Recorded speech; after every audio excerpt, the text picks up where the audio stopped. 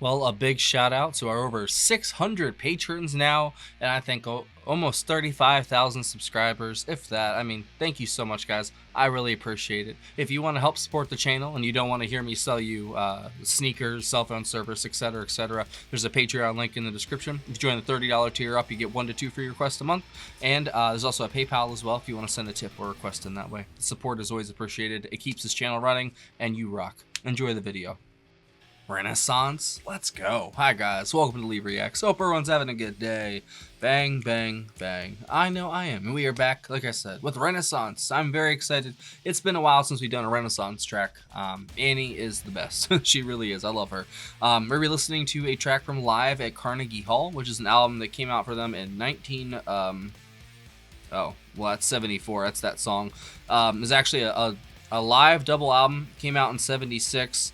It was recorded in 75 at the record plant. And then the venue was Carnegie Hall in New York City, obviously. We're going to be listening to the track Mother Russia. It's 10 minutes and 48 seconds long. It's kind of a long one. It was the last track on their album Turn of the Cards, I think. This is about a minute longer than the album version, but you know, it's live. I have no doubt that she's about to wow me, because they always wow me when I do the live Renaissance stuff. We've done like 2 videos, I think, for it. Absolutely mind-blowing. And I appreciate our patron Tom, who is requesting this track. Thank you, my friend. If y'all want to subscribe, help a brother out, click that icon right below my face. And if you leave a comment and leave a like, maybe watch it all the way to the end, we'd be best friends. I'd really appreciate it. All right, Mother Russia, Live by Renaissance. 3, 2, 1, go. We'd like to carry on with another song from Turn of the Cards.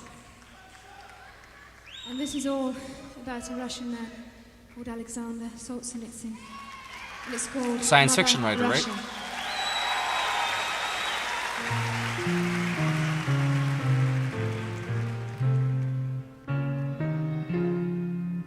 I already know this video is getting demonetized, just for the name, probably.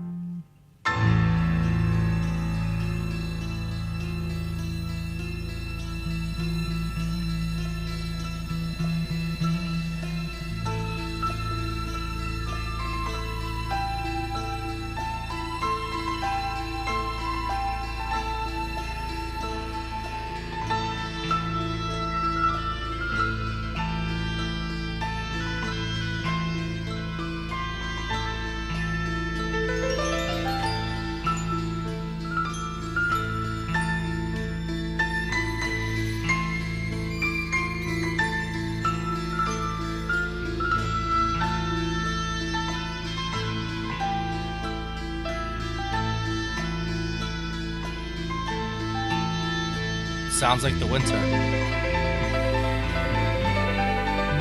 Snow falling.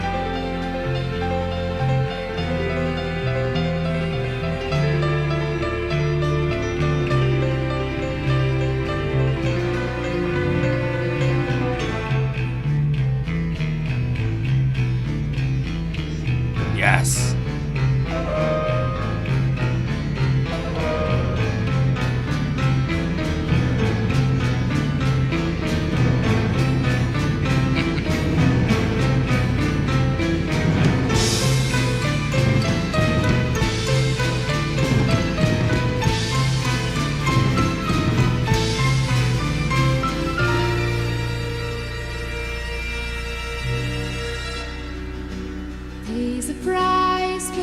That was awesome. Frozen days, he thinks of you.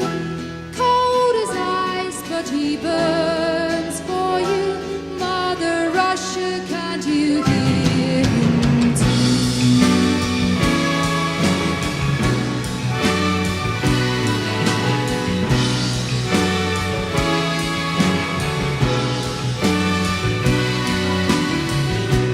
Mother's son, freedom's overdue.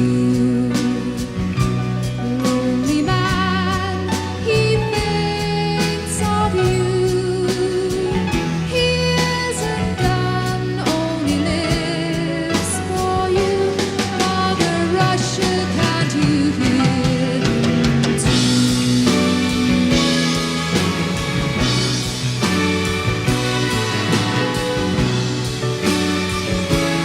Epic as hell. I love it. Punished for his written thoughts, starving for his fame, working blindly, building blocks, number for a name. His blood flows, frozen to the sky.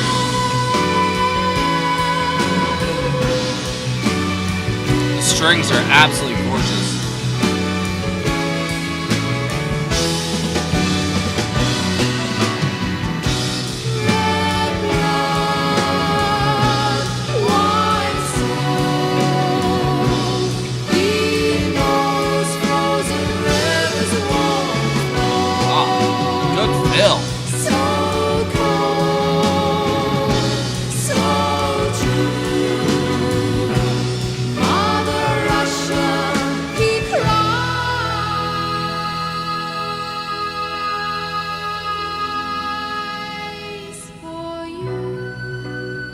Amazing.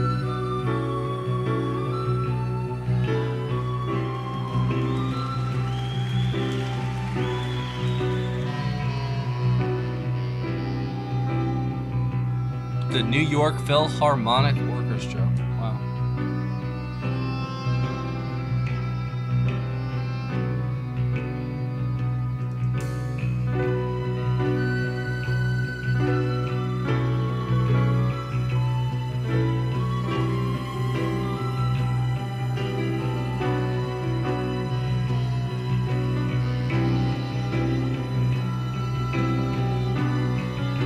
It's very Russian sounding. It really is. Like a Russian ballet almost.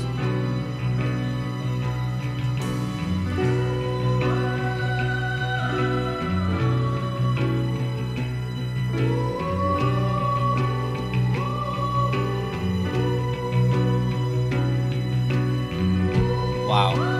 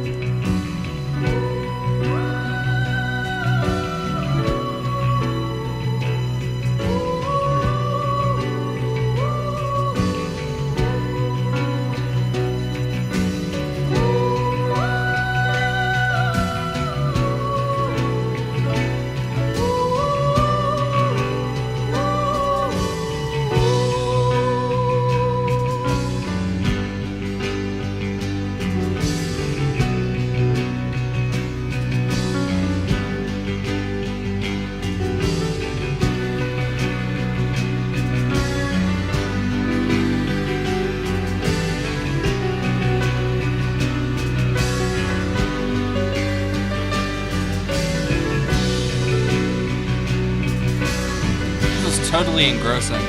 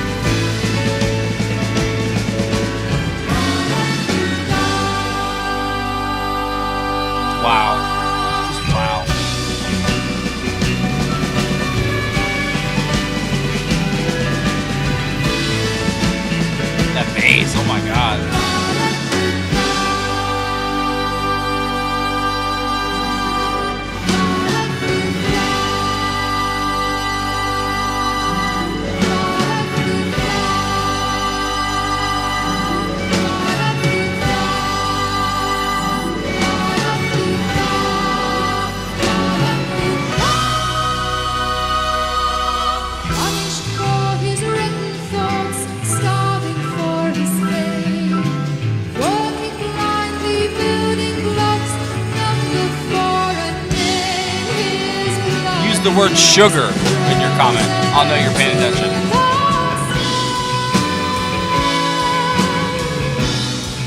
Sugar with an S.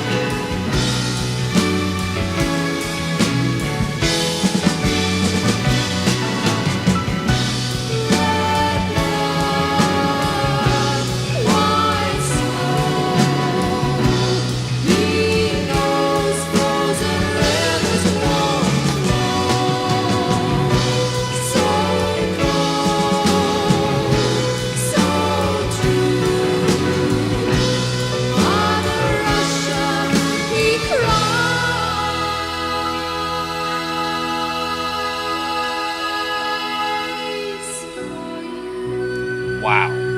Her voice is just incredible, bro.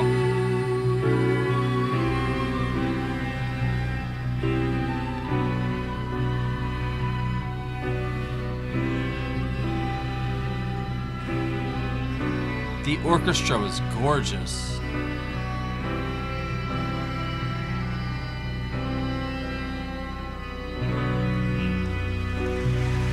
Yeah. You better clap. Wow. That was enchanting, bro. Thank you.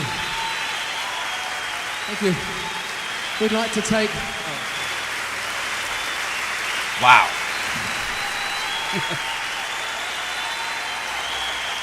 We're going to take a short break for a few minutes. See you soon. Because they went into a very long one after that, I'm pretty sure. Yeah, because side C was like the song that was almost a half an hour long. It's the whole album side, so I would take a break too. Man, what a totally engrossing track. And I haven't heard the studio one, so I don't know how that compares to this one. But I think the orchestra added so much to this like landscape, this frozen wasteland almost. But it was still beautiful though, you know? It's almost like you're in Siberia or something, you know? And then you're in some kind of Russian city, you know, and there's like this ballet going on, like at least in my head, that's what this really reminded me of, was like a Russian ballet or something like that. And even with the piano and the strings, and it doesn't even have the piano player listed because I think that person was a part of the Philharmonic Orchestra. But it was Annie Haslam on lead vocals, Michael Dunford on acoustic and electric guitar, John Tout on keyboards. So maybe it was him. It doesn't say piano for him, but I'm guessing that was him playing the piano. Fantastic work, man. That absolutely gorgeous. That made the song for me, and her vocals. John Camp on bass, and then Terrence Sullivan on drums and percussion. And then, like I said, the New York Philharmonic Orchestra, and Tony Cox was the orchestra conductor. And I think that, like I said, utterly transfixing. And I've heard a few tracks by them. Like I haven't heard the live one of Ashes Are Burning, but the studio track Ashes Are Burning, that's probably still my favorite Renaissance track. But we've done a handful of their songs, and every single time that's kind of like Curved Air. I don't know what it is about the girl or the woman lead singer bands, like prog bands from back in the day. They're all so good, and they're all so gorgeous. They really do add so much to the music. Like her, just very feminine. It's sort of like I said, it was like parts of the piano sounded like snow falling, but the way that her voice rang out, it almost felt like she was singing out into like a snow-filled landscape, and like it was kind of reflecting back at her in a way. It was just like this angelic voice just traveling over the tundra, you know. I thought that was beautiful. The imagery that it just evokes in your mind, it's gorgeous. It's just like a frozen wasteland, basically, but still beautiful. Like I already said, that's exactly what it is. And there's parts where it felt like snow was falling, and they did a really good job at just sort of depicting Russia and that area in audio form. They really, really did. The song itself, though, was... I'll give you the background on it. It was the last song on Turn of the Cards, their 1974 album. The song is a tribute to Russian fiction writer Alexander Solzhenitsyn. sorry, I'm bad with Russian names, who had been forced by the USSR government to leave the Soviet Union early in 74. Written as usual by poet Betty Thatcher, the lyrics are based on his famous fiction novel about Soviet repression, One Day in the Life of Ivan Denisovich. Because fans of the band were surprised at the move into topical songwriting, singer Annie Haslam has often had to point out to interviewers that Mother Russia really refers to that author and not some other sort of thing. It contains 6 verses and 3 pairs describing his plight, and between which are short interludes of strings and acoustic guitar. The last 5 minutes of the full song consist of a 3-minute instrumental interlude with the full band performing over wordless vocals by Haslam, followed by a repeat of the last 2 verses to finish. This is from the engineer and co-producer Dick Plant. I think that the real thrust of the music came from John Talt's piano. I don't think Renaissance ever wanted to do anything that they couldn't reproduce on stage. So the music to Mother Russia is credited to Michael Dunford, but the song is cited by John Camp as being a case where he made major compositional contributions without being credited for them. He claims authorship of the instrumental interlude. And I think that's funny that he said real thrust and his name is Dick Plant. That's freaking... So it said the lyrics were by Betty Thatcher, the poet, I guess. There's so many different cooks in the kitchen here. But I would agree with the producer. The piano from John was fantastic, and it really drove the song, I think, with the strings, the guitar, and the bass, which was very funky as well, and the drums, all kind of were just in service of her vocals and the piano and the strings, and I think it did a wonderful job. And if you've got the New York Philharmonic Orchestra backing you up, you better go for it. You might as well let them do the work, man, and they did a wonderful job. I think John's piano and this... Oh, get out of here. Sorry, AI camera. I think his piano and the cello, the violin, just any of the stringed instruments, I think it just paired up so well sound-wise. It sounded so good together. And then you've got the thumping bass underneath it all at points. And then her, like I said, her vocals just ringing out over the frozen wasteland that we're listening to. And it's haunting. Like, it really is. And you almost feel for this person who's been sent from their home that they love and sent away by a tyrannical government, basically, you know, and that's a story that happened a bunch throughout history. You know, we always treat our artists and our geniuses, we treat them so unfairly, and I don't know, they're always loved by the next generation, but we never love them while they're here. They have to die first for us to really love them for some reason. And I think that's terrible. And that just goes without saying that some people that, you know, they die and then no one ever thinks of them again. Like, that's scary to me, you know? But I don't know. I guess the best way to be remembered forever is to make music like this.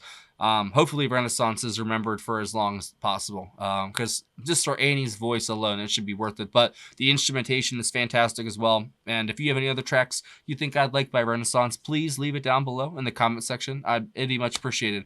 I've done Ashes Are Burning. I've done a couple other ones. I'll let you know if I've already done it. But they're a fantastic band, bro. So thank you again, Tom. That was a wonderful pick, and I'm so glad that we did it. Seriously, I needed that tonight. I really did. And sometimes prog is just like the best escape when life isn't going your way, which it's not going my way right now, but that's all right. It happens.